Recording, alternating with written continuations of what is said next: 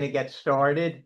I'm Michael Cantwell. We're all excited to have Wendy Link here, our wonderful supervisor of elections. First, a few words from your sponsor. I wanted to talk about this T-shirt, which everyone here knows, and I think we have one for you if you would like it. And I was very proud. I was very proud when I came up with the slogan, or I thought I came up with the slogan. It turns out I didn't. The problem with the slogan is the corollary. We don't vote, we don't win, or more precisely, we lose. And, that keeps happening. 2000, 2016, 2021, and we don't learn either because we keep doing it. So at this point, I'm reminded of what John le Carre wrote back in 2003. America has entered one of its periodic bouts of historical madness, but this is the worst I can remember. Worse than Watergate, worse than McCarthyism, worse than the Bay of Pigs, and in the long term, potentially more disastrous than the Vietnam War. Well, I mean, I think this tops it all, and we need to do something. And what we need to do is get people to vote. I mean, the reason that we lose these elections is that people don't vote. 2.5 million Democrats didn't vote in 2022 when Charlie Crist lost to Ron DeSantis by 1 million votes. 2.5 million Democrats didn't vote, and I know some of them. Some of them were a committee man up in Jacksonville who said he was going to tell everybody that he knew to stay home because Charlie Crist had been a Republican. 15 years ago, Charlie Crist rehabilitated more offenders, twice as many as Jeb Bush in half the number of years. He was a Republican, but he was a decent guy. The last thing we've spent the majority of the majority of our life trying to change people's minds, and then we object when somebody does. Yeah, right. Well, Charlie was the one who saw this shirt at a breakfast thing, and he said, "I love it. Obama said that," and I said, "No, I said that." And he said, no, don't you remember? Obama said, when we vote, we win. And that was in the back of my head, But what politician would have reacted that way, with that kind of humility and decency? He was just a wonderful guy. And I thought he was going to win. But what happens is what we need to do is we need to get people registered. And one of the things this club is going to do is we're going to set up a schedule to get people out to sit in the sun and with blank registration forms, get them filled out because we have a real opportunity now. There are a lot of Republicans who are saying, I didn't vote for this. Yeah. So, yeah, they did. So anyway, I'll turn it over to Wendy, but she's been just so wonderful. We were all worried, when Ron DeSantis appointed, we didn't know what was coming. And we got your inner Democrat, I guess, somehow. Well, thank you for having me. She's nonpartisan. Yeah. Yes, our office is nonpartisan. Can you all hear me? They can hear you on Zoom for sure. Yes. Okay, great. Well, thanks for having me. And in terms of, you're talking about registration, and I think you all know if you have any events or anything that you're doing that you'd like us to come and help with the voter registration, we're always happy to do that. We're also, if you're trying to get vote by mail, we've got little cards that have QR codes, things that we can, that we're happy to help you with as well. So always remember that. And getting people registered to vote, you're going to see here in a minute, is really important because things are changing in the county. And yeah, here, maybe I can just do it this way.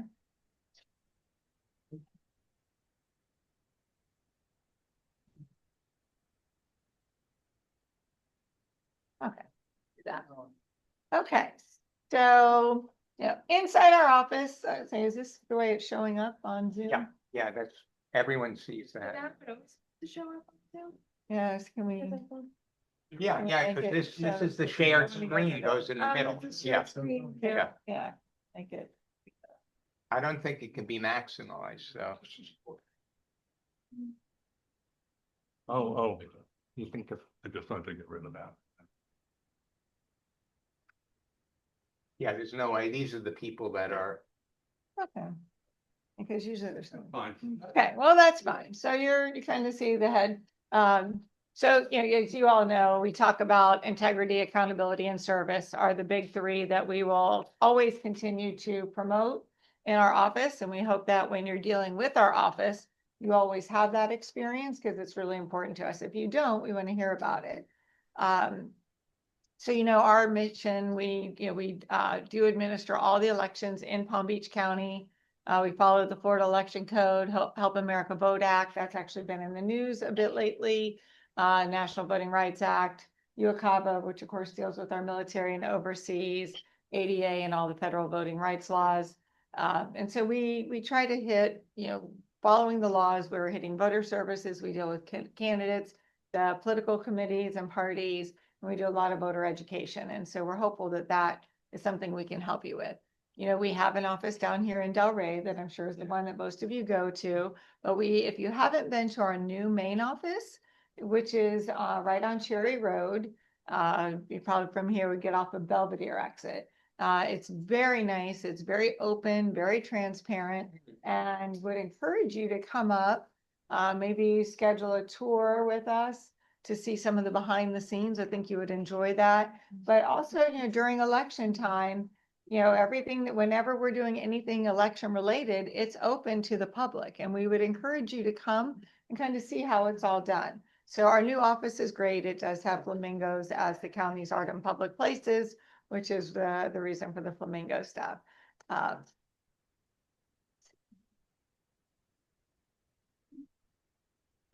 In our office, we've got 8 departments. We've got about 80 full-time employees.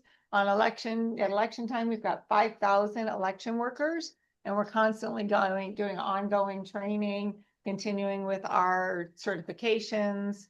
Within our office, we try to get as many people certified actually as possible, which is different than a lot of folks. So registration numbers, this is what I was talking about earlier. So you can see currently it is still a Democratic county, but at 36% compared to 33%. So, and this has changed even in the last month. Last month, it was 36-31. yeah, they're out. The Okay, Republicans so are out. just to kind of tell you, there was a 5-point difference. Now you're down to a 3-point difference. Is there a change in the NPA registration? It's about the same. So some of that growth is just new voters. It's not as much voters changing from either Democrats or, we did see a number of Democrats change to Republican, but this was a while ago. What's the NPA percentage? 31%. Yeah, oh, you can't see the No, I screen. can't see it. Yeah. 26% statewide. Right, Yeah. yeah, so 31% in our county. A lot of our newer voters will tend to be NPA. So, If they can vote. yeah, I was gonna say, sometimes it becomes a thing, so, but we find a lot of the high school voters, they don't like all the dissension, and so they just don't want to be associated with either. Right. And you'll see a lot of our student voters will register NPA. Is that the motor voter thing? Were They- they registered to get Their driver's license, they yes. also registered to vote, Mhm. and they all tend to vote non-party, is that what you're saying? Yeah, a lot of them do. Okay, And because when in Florida, you can pre-register to vote as soon as you're 16, even though you can't vote until you're 18. But we encourage people to do that because you never have to worry about book closing, right? So if somebody's birthday was 5 days before the election, if they wait to register until they're 18, they're not going to be able to vote in that election. So by pre-registering, they get to do that. Yeah, so you always want to get everybody pre-registered as soon from anytime they're 16 on, because then as soon as they turn 18, we'll send them their card and they're immediately able to vote. Yes, sir. Do these programs tell the high school students where they talk about that age from 60, let's say? Oh, yes. And so the question for those of you in Zoom land, it was, do we have programs where we're reaching out to high school students? And we do go to every single high school every year. So we go to every high school in the county every single year, and we will do it. We try to offset so that we'll do usually in the fall for National Voter Registration Day. And then the League of Women Voters will also hit the students at graduation time. So, because we try to, they always like to also be on site. So they'll do one and we're there. So there's somebody there registering students twice a year. So, In the college school. and colleges as well. I know we're at the colleges. League of Women Voters is probably, do you know? I know we go to the colleges every year. I believe they probably do. I just couldn't tell you for sure. Yeah, I believe they do. I just don't know 100% for sure. And do you press vote by mail when you're doing it, or is that? We give them the opportunity. Right. We give them the opportunity. We also really try hard to get them to be poll workers. But so we do. So as you know, Palm Beach County is growing. We're at 1.5 million residents. You know how geographically large we are. I think when people come here and when they move here from other places, they're often very surprised that we're larger, as a county land-wise than both Rhode Island and Delaware. So, so as a county, we are huge. And that has its own challenges, right? And I know you all experience the same thing, that when you're dealing with a county as large physically as we are geographically, just getting out to reach all of those people is difficult. So we currently have 377 polling locations on election day, 799 precincts that reflects.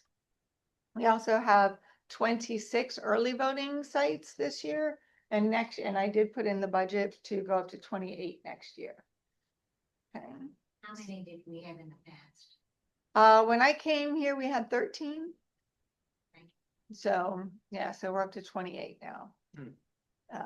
So 39 municipalities, as you know, and in Florida, we have the 3 ways to vote by mail, early voting, and election day. As you know, vote by mail has gotten more challenging because it is harder, because people can't just check the checkbox any longer, right? That was the big statutory change. It was 2 things. One is that you have to re-register after every general election.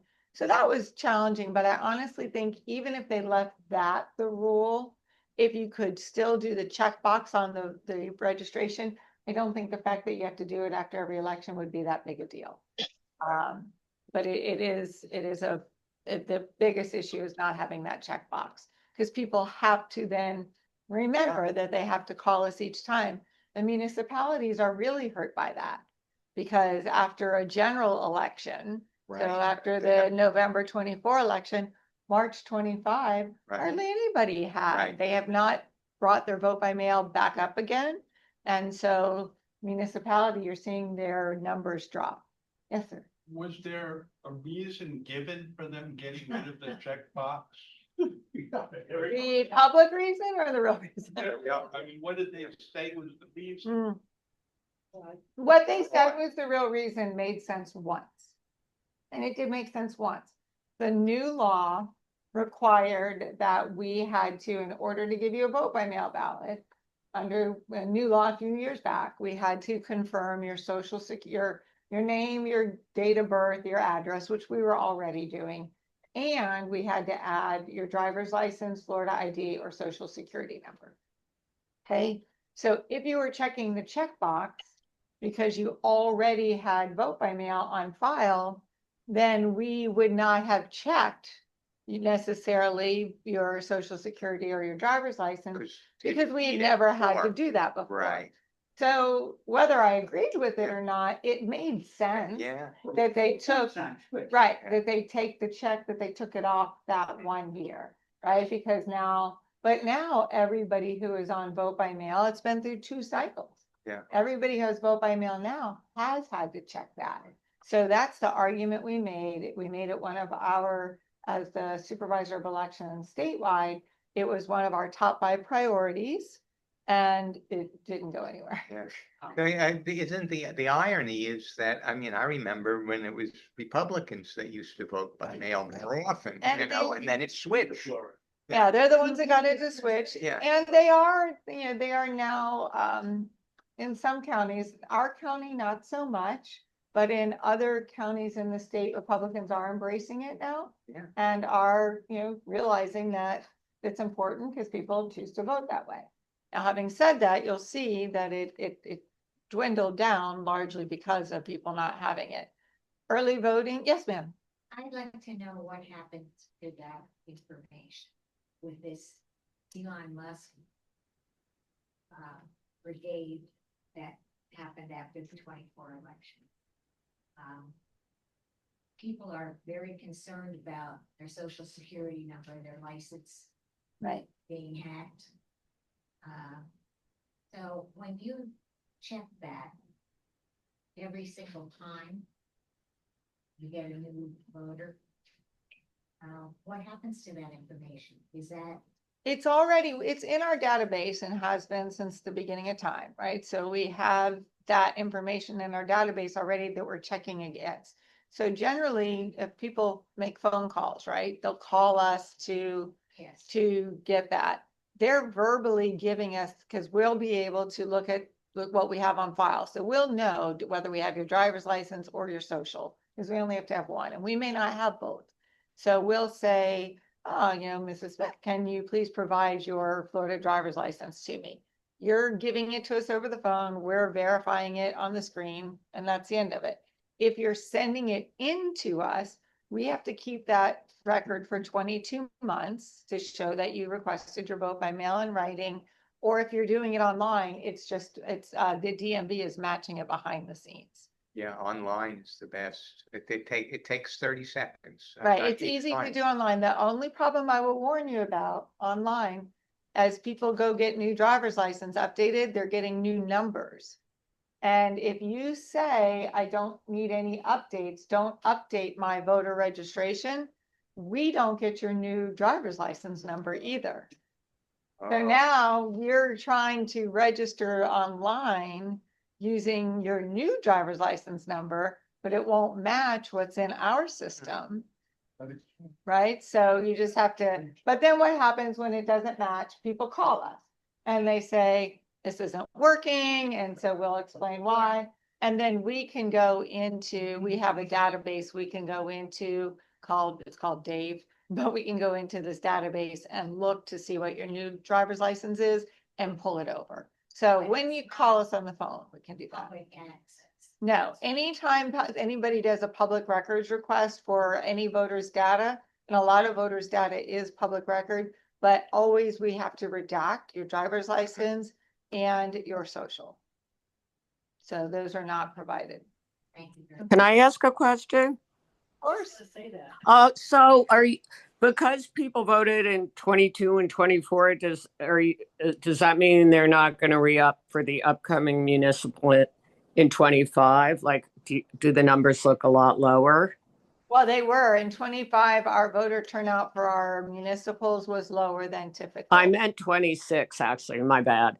So it will stay low until people want to vote in the fall, possibly. Possibly, yes, right. So it's going to be, it's, just by design over time, we will be sending out, we're sending out another postcard in October of this year, just reminding people that if they want to vote by mail, they have to make the request. So we'll always get some response anytime we send those things out. So, and then I know the parties, you all send your information out as well. So it's always continuing. Thank you. No problem. So with early voting, like I said, we had 26 sites. The beauty of early voting is you can vote anywhere you want in the county. You don't have to vote at your assigned location. This year, we're trying to increase it to 28 sites. Trouble with early voting sites is that we're statutorily bound by what kind of site we can use for election day. As long as it's ADA compliant, we can pretty much go anywhere. But for early voting, we are restricted to the types of places we can use. That's primarily government buildings, and it has to have adequate parking, however you define that. And but one of the things, for example, I wanted to move one to East Lake Worth because there's a lot of calls for that. There is no building in East Lake Worth I can use except City Hall. The City Hall doesn't have a parking lot. Yes. Yeah, there's steps, I'm sure, but they must have some sort of accessibility because they're a government building, so they'd have to have accessibility, but they have no parking at all, so we can't use it there. So, that's one of our challenges is finding appropriate places for early voting. And then election day, of course, it is what it is, and so you do have to vote. We always are reminding people you do have to vote at your assigned polling location on election day, unless you have an emergency, in which case you can fill out emergency affidavit at our office. What's the percentage of voting by mail? It's funny that you asked. I see the graphs, but I don't know what they. Right, so I'll tell you, Palm Beach County vote by mail was 31%. State of Florida was 28%. Okay, so we had a little bit higher vote by mail than the state, which probably is because we're more democratic than the state right now. That's what happens. So 31% voted by mail, 23% voted on election day, and 46% voted early voting. Okay, so that's a very popular way to vote. Comparing Voting meaning in person early. in-person early voting, right, and then vote by mail being through the mail. Vote by mail also, though, when people do what are called counter pickups, they come to our office to pick up a ballot. That is also vote by mail because we don't have a voting booth there and a tabulator. We actually give them their vote by mail ballot. We always recommend that they go maybe to their car if they want to vote it because we do have cameras. Now, our cameras aren't going to really be able to see how you vote, but on election day, when there are cameras where you vote, if there's a camera there, it's either covered up or turned off because you don't want to have that potential. For security reasons, we're not turning our cameras off. In the early voting room, we do. So there are no cameras being used in the early voting room. But in our lobby, we do have cameras. So we tell people that, we have cameras here. So for your privacy, we would recommend you go maybe to your car. And a lot of people say, I'll tell you who I'm voting for. I'll vote right here in front of you. Like, well, that's up to you. But we let you know that you might want your privacy and you might want to go to your car, but then they can turn it into our office or put it in the secure ballot intake station, also formerly known as the drop box. Camera crew if we want. Of course. In case we want to broadcast it, we voted. There you go. Yes, sir. What happens if you get an envelope back without the secrecy? Doesn't matter. We are required by law to send you the secrecy sleeve. You are not required to send it back. Oh. Right? That's different. The question comes up sometimes because in Pennsylvania, I think there were about 40,000 ballots that were not counted because their law says that they have to return the entire package, including their secrecy sleeve. So it actually went to court, their Supreme Court, and they said, no, that's what the law said. So Good. Can I ask one more question? I can't see, so it's hard for me to interact. No, Can please. you Can you remind us what's going on with the drop boxes now that's different? It hasn't really changed in a couple of years. Okay.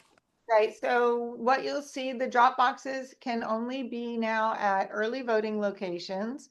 So one of the advantages of adding early voting locations is it also adds an extra drop box or secure ballot intake station, or our 4 offices. And we used to years ago be able to leave them open 24/7 because they had cameras on them, the ones that are at our offices. Early voting ones are only open during early voting hours. But now we are not allowed to just do that. We have to have them attended to by attendance. And so it's a smaller, window where people can. And there's a limit too. Can I, Right, for the number that, I'll be right with you, whoever started to ask the question. So yes, you can return, when you're returning ballots to the secure ballot intake station, you can return all your own, of course, all of your immediate family members, and that's up to grandparents down to grandchildren. So however many of those you have 20 immediate family members, you can return 20 ballots, plus 2 who are not related to you. can I change the subject? I think Michael, I submitted my question. You're not going through yet. Maybe I should repeat it.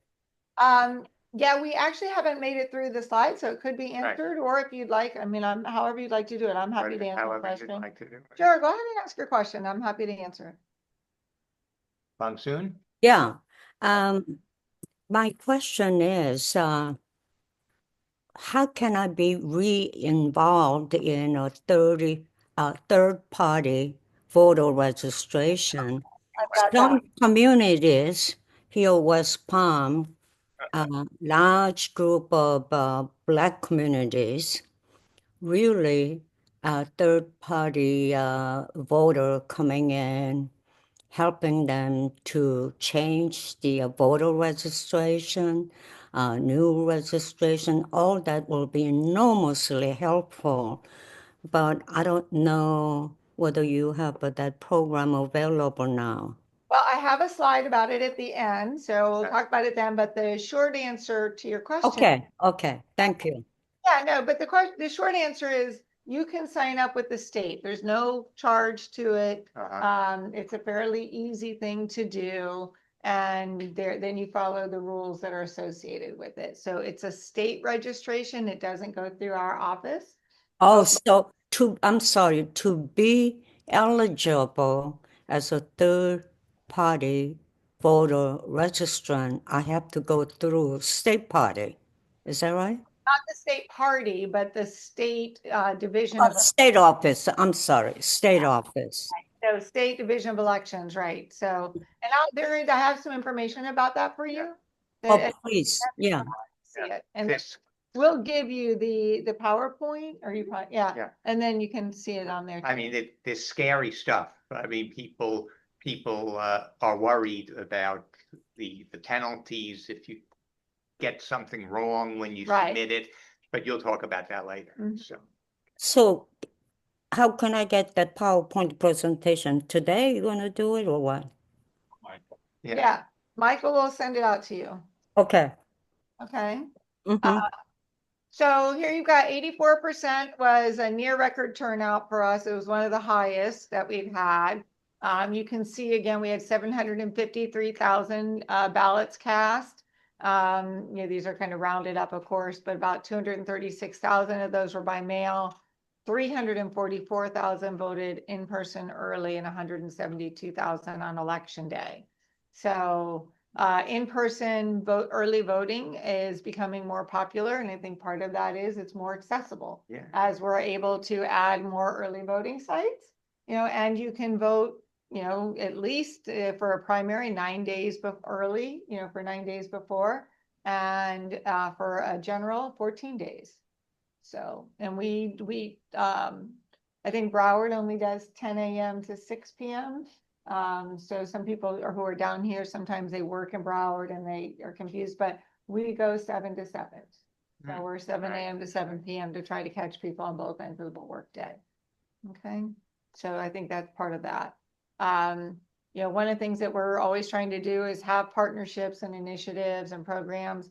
Ballot tracks for people who do vote by mail. Ballot tracks is something, if you haven't already signed up for it, I would do it today.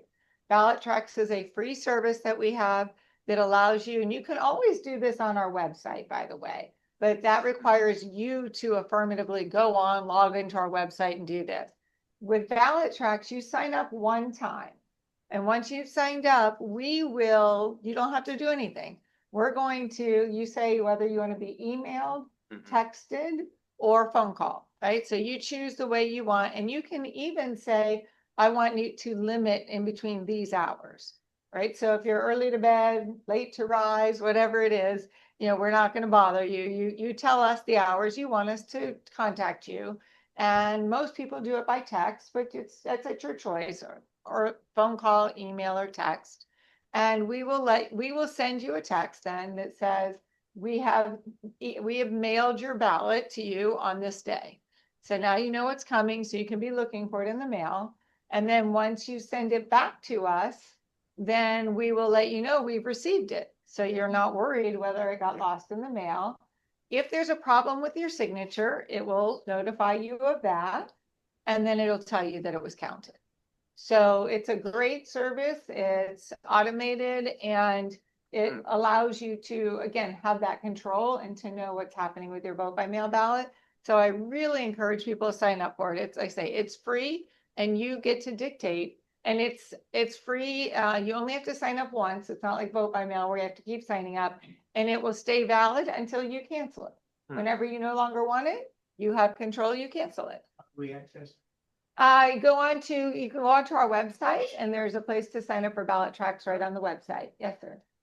Can you use that to tell people that they're not getting a mail ballot because they're not signed up? We can't, unfortunately. It's only triggered. We can only send it to people who sign up for it.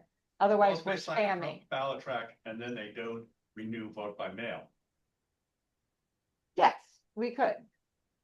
But yeah, Well, that's a we good idea. right, but those people are already being, because that means we have their email or their text, and we already got to those people Well, through you do email and that, text. yeah. So, right, Yeah. so they are getting it, even though we don't pull it from ballot tracks, by the fact that we have their phone number or their email, we are reaching out to them.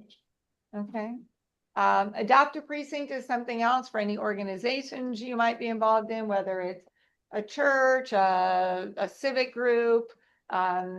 You all couldn't do it because it can't have, no polling location can only have one party in it. But any groups you might be involved in, it's our way. It's a lot of them are 501c3s, but it could even be a for-profit company. And a lot of times the for-profit companies, if it's a business, they will do it, and they will donate the money that they got from it to a charity. So it's just a way for some charities to raise some money. It also helps us to get new poll workers. And then these people are, you're working together as a group. So whether it's your church, your temple, your civic organization, you now know the people and you like them and you enjoy spending the day with them. And it just makes being a poll worker that much better. So we always encourage people to do that. We are always looking for new poll workers, right? It's one of the hardest things. I will tell you that we did some data mining, and 67% of our poll workers in the general election in 2024 were over the age of 70. Yeah. Good for us. Wow. But it's very hard to do that. It is. I Yeah. tried to sign up on the computer, and I'm not good with the computer. And I got so frustrated going back and forth, that I just gave it up. Okay, well, call our office if that happens again, if you're interested, and somebody will walk you through it. Okay. Yeah, so they'll walk you through it so that we'll go right through screen by screen with you. All right. Okay, so yeah, we don't want you to not do it, but it is a paid position. Keep going. Okay, so it's a paid position, and of course, when people have any concerns about election integrity or the way things are run, what better way than to do it yourself?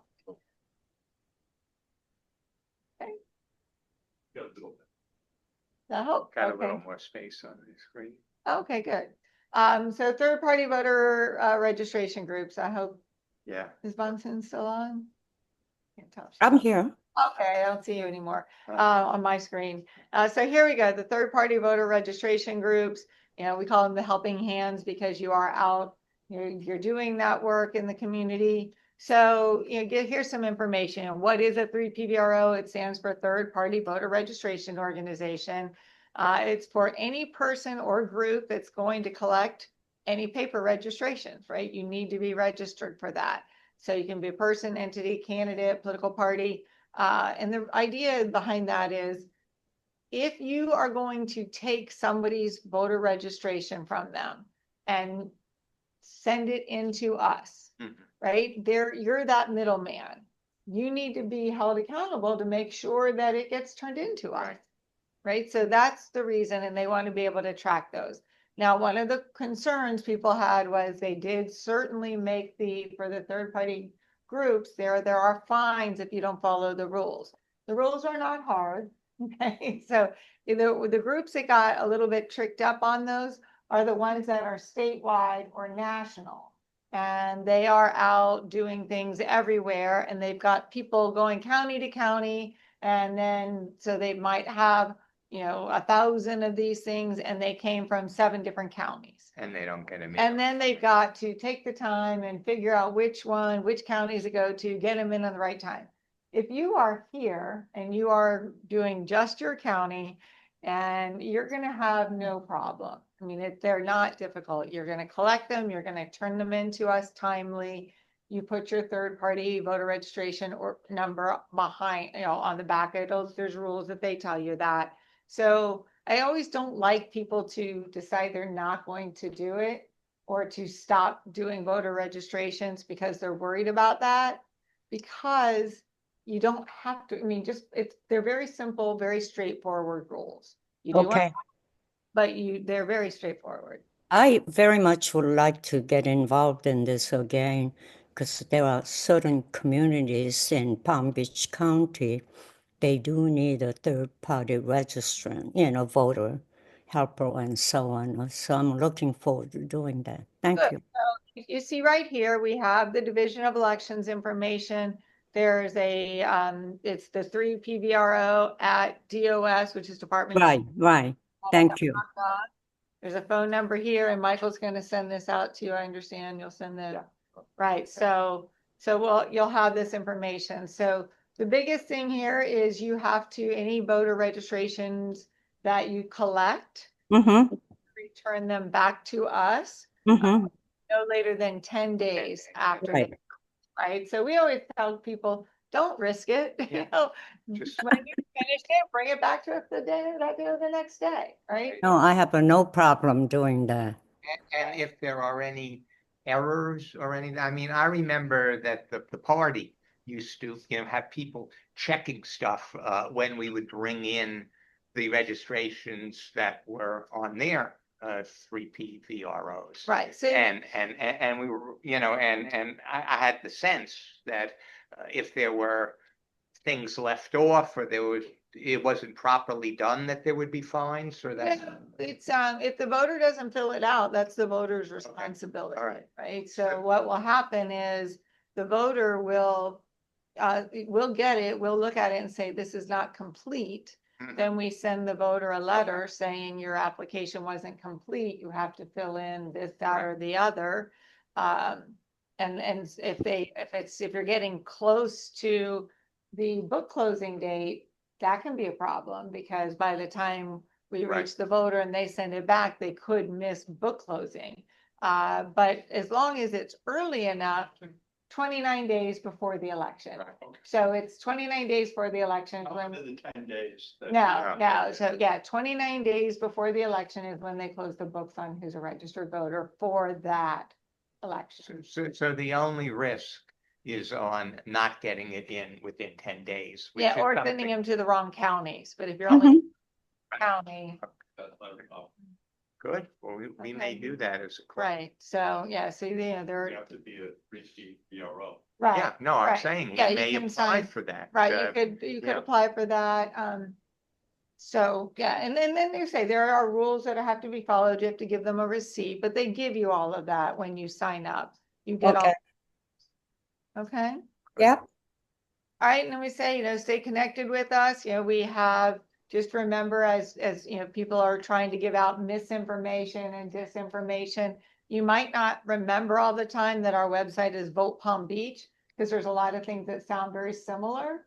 But if you remember .gov, right? Because something else, might sound similar to where it sounds very official, but if it's not .gov, it's not us.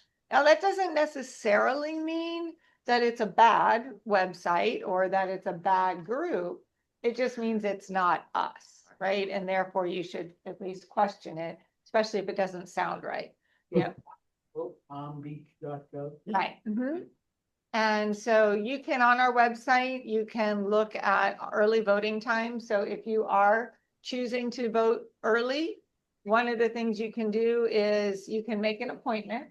So in Palm Beach County, don't forget, if you want to vote early, and that's, I think, one of the reasons we've had such a big growth, is you can make an appointment to vote at any of our early voting sites. And when you do that, you're going to get in within 15 minutes. So your appointment, say, would be 3 o'clock to 3:15 on a Wednesday afternoon. And as long as you're there by 3:15, you're going to get in within 15 minutes, okay? If you That's don't right. make an appointment, then you can go onto our website and it will tell you what the wait times are at every location. So some are busier, but this past year with our 26 locations, every site that had a long line had another site within a 10-minute drive that had no line. Right, And, yeah, and it doesn't matter which one you go to, Right. as long as it's within Right. the county. For Right. early voting, as long as it's in Palm Beach County. Did somebody on the online have a question? Joan Katz has a question. Okay. So, before I forget to ask you, ask Wendy if county libraries are allowed to collect voter registration Yes. forms and send them back.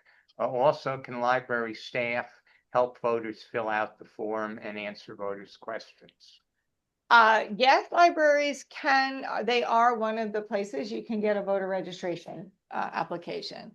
In terms of people, they're helping them. If somebody's asking for assistance, they can't read it maybe or something, but they should certainly not be influencing anything, right? So, but yeah, if there's a question that they know the answer to, they could do that. Hopefully the library staff would be, they know they have our information. They would Right. call our office if there was a question they could not answer. And are there any places that you'd recommend we go to do this? I mean, I thought about, outside of the municipal constitutional tax collectors building, because everyone goes in there.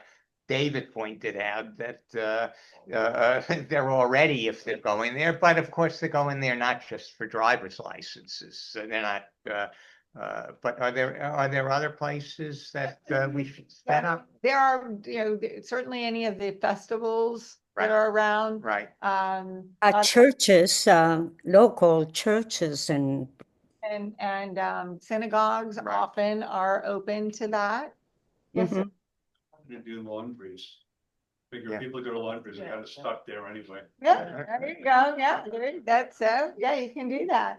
And so your festivals are big ones, your churches, I think. Yeah, they may not let us do it. Right, Right. you have to ask Yeah. them. Yeah. Right, same thing, people ask me, well, I'll get calls, can we go to Walmart? Can we go to Home Depot? Yeah. Mhm.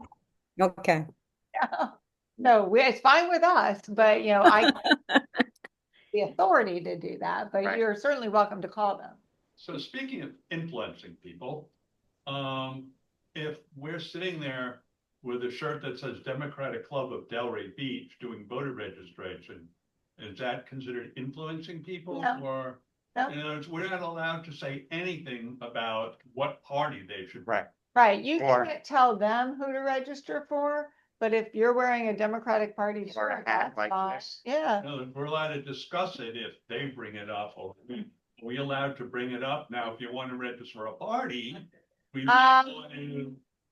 I would think that I'm that, kind of wondering how the Republicans are getting all the registrations. I don't believe they're sticking straight for the wheels. right, well, I mean, I think it's, again, they're gonna have their booth Trump. and it's gonna have all their Republican Party, whatever it's gonna have. All the You can have, vote for us sitting there on a handout. But you we can't give tell it to them. right, Yeah. you can't tell them, oh, when you're registering, please register Democrat, Yeah. right? And if somebody comes to register and they choose to register Republican, you have We to, can't throw it out. right, Yeah. you have to bring it, you have to, turn it in. So, yeah, so you have to do that, but Think about if you're wearing a Democratic shirt. they can't, because if they don't want to come register at your table, they don't have to. No, I mean, Yeah, having a Republican authority could make a stink of it. yeah, supposedly, yeah, but you're doing nothing illegal by that. Yes, ma'am.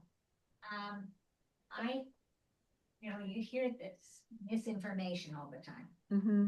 that so many thousands of people have voted who are dead. Oh, yeah, Yeah, vote early and often. A year ago. I didn't know until she passed away that whoever declares her death must notify the voter registration and the banks, Social Security, the banks, and the voter registration. Isn't that correct? well, yes and no. Okay. So, nothing's ever 100% straightforward, right? We receive, it actually, I'll be completely technically correct here. The state of Florida receives notification, the Secretary of State's office through Social Security when somebody dies in Florida. Right. Okay, and then the Secretary of State's office sends that down to the counties if they think it's one of our registered voters. And so we will get what's called, and that's called a death match. Okay, so it's a terrible name, but it's a death match that says we're able, because we got it from Social Security. So even if it's a name like John Smith, we're getting from the Social Security, this person's Social Security number. So we are certain that that is them. And then we can just remove them just based on that match. Now, if you were to say to me, my mother passed away and I need her removed the rolls, maybe she was also a resident in New York and she died in New York, but she was registered voter here. Social Security will never send that to Florida. They'll send it to New York. And so we'll never get that information. So if you at that time want to get her off the rolls, it doesn't have to be certified, but we do need a copy of a death certificate in order for us to remove them. When I made calls last year, I must have had a dozen out of the Oh, yeah. pages that I had who said that the person that I was calling Right. Had died. Yeah. died. Yeah. And I didn't know what to say to them, and. Sorry. Sorry to hear Yeah. that. Sorry to hear that. Did And you you, vote anyway? Yeah, right. now you could suggest to did them say that they send it just has to be a photocopy. If they send a photocopy of the death certificate to our office, they could send it to you even, there is no limit on how many death certificates you can bring us as opposed to ballots, right? So really, if you were doing a service to folks and you had a collection of death certificates, you can bring those in. But isn't there a way to advertise that that's misinformation, that dead people don't vote?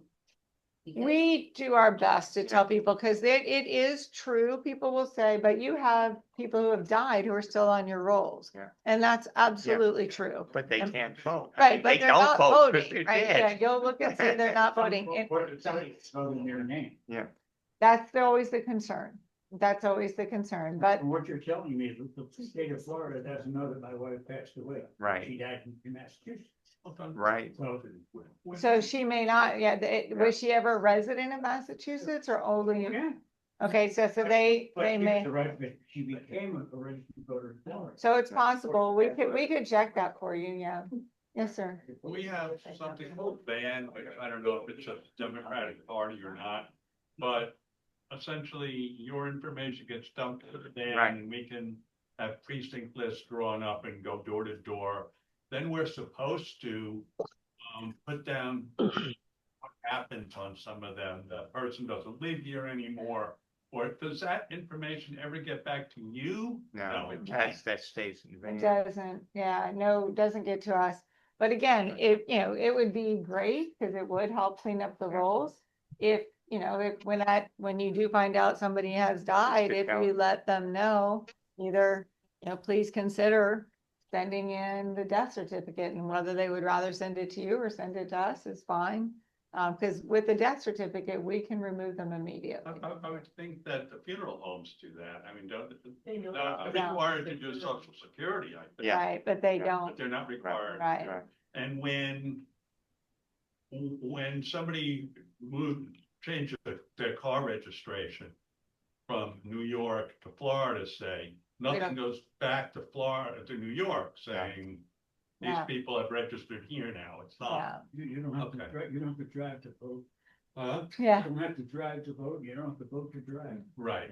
Well, Right. no, but from a computer point of view, if it's registered here, it should have a system to go back to New York and say, these people from this driver's license, because you give them your New York driver's license, it's got the information necessary. It's, ridiculous that it Right. doesn't work, but. yeah, I wish I had a call for sure.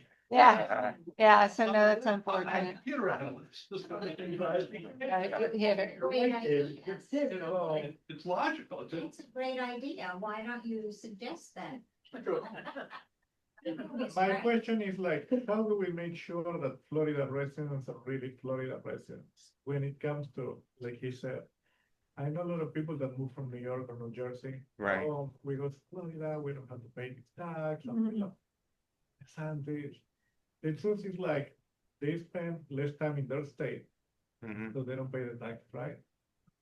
But they don't pay they don't spend the time in Florida because the rest of the time they go to Europe, they go on a cruise. So technically, they live most of the time in New Jersey and they are registered, they are Florida residents.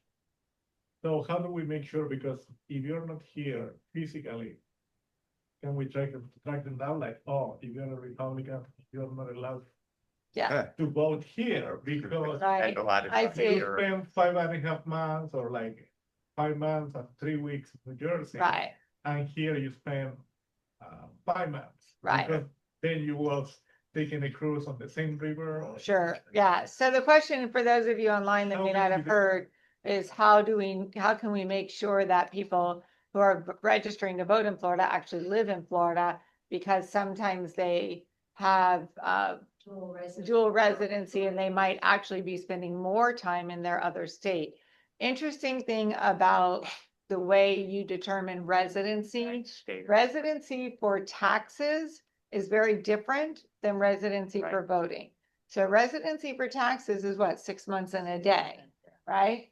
For voting, it's where do you consider your home on election day, on the day that you're voting. So if you lived in New York your entire life and you moved to Florida the day before the 30 days before the election, day before won't work because of book closing. 29. So 30 days before the election, 29 days before the election, you moved to Florida, even though you had lived there for 50 years and you've been here for one day at the time, or you moved in that very day, if that is where you intend to consider your home on the day you registered, that's where you are. I can add to that because I've just gone through that process myself. I've been a seasonal resident here for about a dozen years, back and forth between New England here. This year I decided to live in Florida. And I went and registered to vote you have to get your driver's license or an identification before you can register to vote. And to do that, you have to present a variety of documents that show you live here, such as mail, a bill from a utility, your name and address, for example.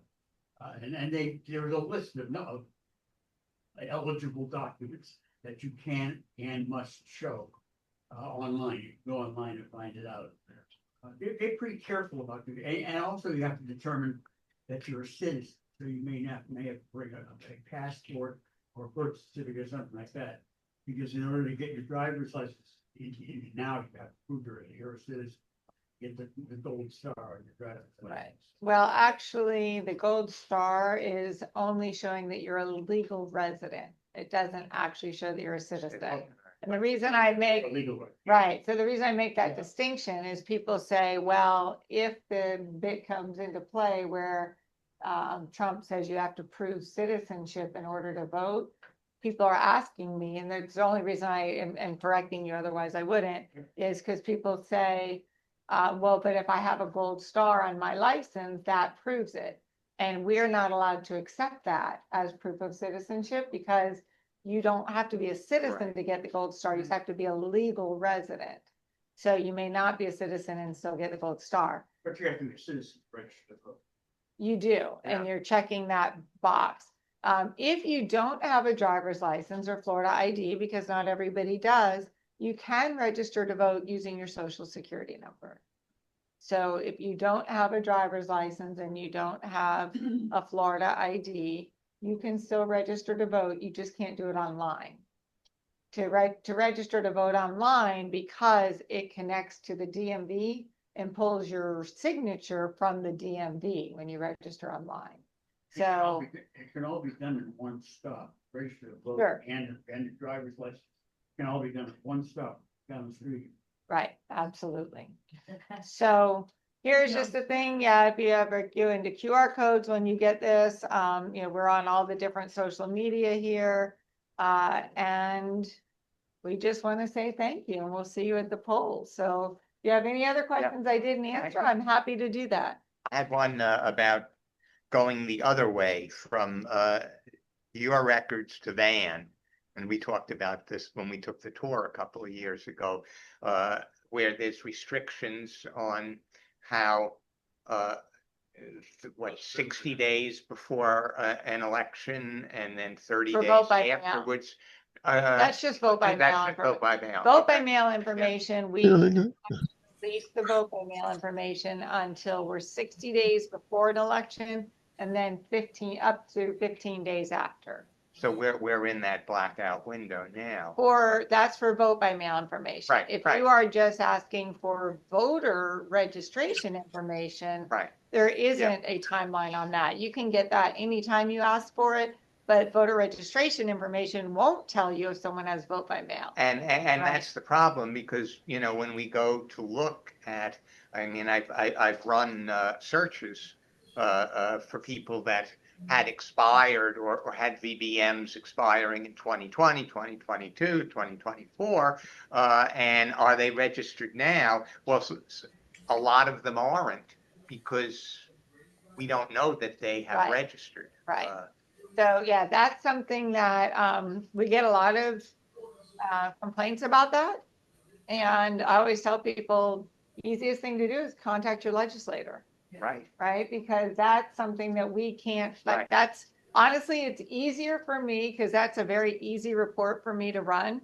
Yeah. It's easier for me to give you that information than to explain why I can't. Yeah. It's far less work for us just to give it to you, because we spend a lot of time explaining to people and explaining the statute. So it's not a matter, because it's a very easy report for us to give. It's not a lot of work. But we're just not permitted to currently under the statute. So we are 60 days before. we're in the blackout window, but when I ran the search and I looked at myself, I didn't show up on the search, and that's probably because I re-upped right at the beginning of the year. Right. And then it was in the time Still up in to that the 15, municipals. right. Yeah.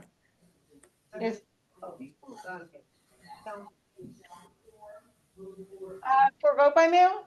Sure, there are times. And the beauty with that is if you do have a signature difference, then we will send you a letter and a cure affidavit with it. So that's one of the reasons, by the way, that even though when you sign your vote by mail form, the certificate, the only thing you're required to do is sign it. But there are optional spices for you to provide vote by your cell phone number, your home phone number, and your email. So if you choose to do that, then we're able to contact you sooner, faster, if you have a vote by mail, if a signature problem. If you don't choose to do that, it's still valid. But the only way for us to reach you is to send you a letter in the mail to tell you. But if we have your email, we'll always send you a letter. But if we have your email or your phone number, we will also reach out as soon as we determine you have a signature problem so that you have the longest amount of time to correct it. You fill out the affidavit that says, yes, this was my ballot, or it is my ballot. It is the only way I voted. And this is going to be my new signature. And whatever new signature you give us on the cure affidavit is now going to be your new voter signature. And you have until the Thursday following the election at 5 o'clock. So it's not quite 2 days because election ends at 7, but Thursday following election at 5 o'clock to turn that in. Each time, yeah. Now, if that's a problem, yeah, go ahead and do the. Does Mike, like, actually, no one's the tourist. Yeah. At the old place. Yeah, the old place. And it's fascinating. Yeah. And the whole system, the way it works, takes you vote by mail. They all get weighed before they get sent out to make sure nothing extra is in there and nothing's missing. It's Weighed and measured. We do weight of it and the thickness of it. right. And you know, they all get bargained. Whenever anybody online argues about vote by mail, I'm like, show me how how it can be corrupted. Right. Because I'm curious. Yeah. I'm an old hired computer analyst. I was, you know, amazed at how well done it was. So, well, That's great. very difficult. Yeah. See, unless you actually have a voter's signature on the ballot, which obviously we can't do. All that you maintain is that pile of ballots came in beautifully. Once they're there, it's stopping you can't go back and say that you vote this way. So we're gonna have secret ballot. There's always a minute chance of a small amount of something being done. But to do enough to actually steal an election would require corrupting precinct after precinct. David, facts don't matter. Yeah. Yeah, the question Wendy, there. I just want to ask for the 2026 November election, you want to get them to vote by mail.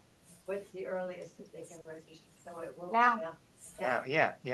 So the 2024 is. 2024 is 7, so starting the day after, so what was it, November 3rd this year? So starting November 4th, anything we receive from November 4th on is good through 2026. Right. Yeah, so no, you can start doing.